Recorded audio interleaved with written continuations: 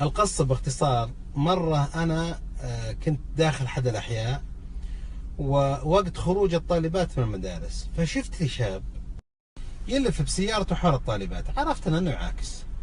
فقمت اتصلت بأحد أعضاء الهيئة وقلت له أبو فلان قسم، قلت له في شاب سيارته من النوع الفلاني وأنه يدور حول البنات وكذا، وواضح أنه عاكس.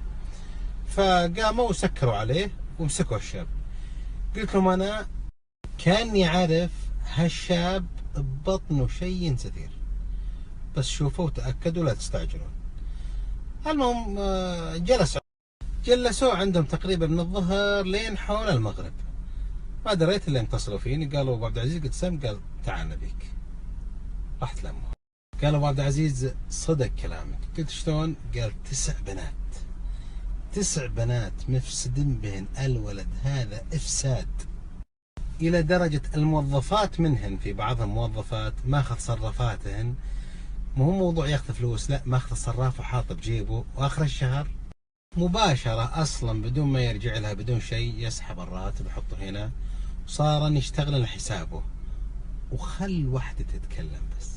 لكن الشاب هذا عاد في ميزة، كريم. فأي بنت علاقة جديدة يقوم يهدي له جوال، يهدي له قلوب حب، يهدي له خاتم، يهدي له ورد، يهدي له يعني خذ اللي انت تطيح، وبعدين زي التجارة يقدم الآن وبعدين يجيبها.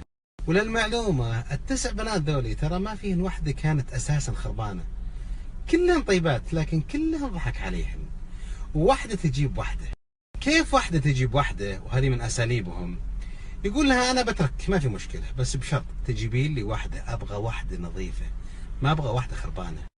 ولما تجي هذه النظيفة تحسبون صدق من حين كذاب، أساسا كله كذب في كذب. يقول لا زود. وهذا اللي يدعو أحيانا الخوف من بعض الصاحبات والصديقات، حتى لو كانت طيبة لا تصورين أبدا، احذروا.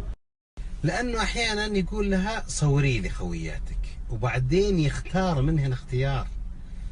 فلذلك هذه بنت مضطهدة، فلذلك هي تسوي شيء أحيانا ما تبغاه، أحيانا يقول جيبي لي أختك، أحيانا كذا كذا. فلذلك لتحذر الفتاة من القبول والتنازل. خلاص اعرف انه بدأ يشتغل كذا، والله العظيم ما راح يوقف. لذلك اسلم شيء انك تبلغين عنه هيئة الامر بالمعروف والنهي عن المنكر. وفي وحدة اسمها وحدة الابتزاز، والله لا يعرفون اسمك ولا يدرين من انت ولا يضرونك بشيء، حريصين جدا على السرية، لان موضوع فضيحة. فكيف هم ياخذون القضية علشان يحلونها ويفضحونك؟ مو بصحيح. يا أخواتي الطريق ذا شائك جدا، وأهم نقطة في بداية الزلل هي التواصل. مجرد ما تواصلين مع الشاب بأي شكل من الأشكال، سواء بالخاص بالسناب أو بالبيبي أو بتويتر أو بإنستغرام اعرفي أنت أنك الآن بدأت تتجهين للهاوية. هو فقط عامل الوقت، واحدة تطيح بشهرين واحدة تطيح بسنة فقط.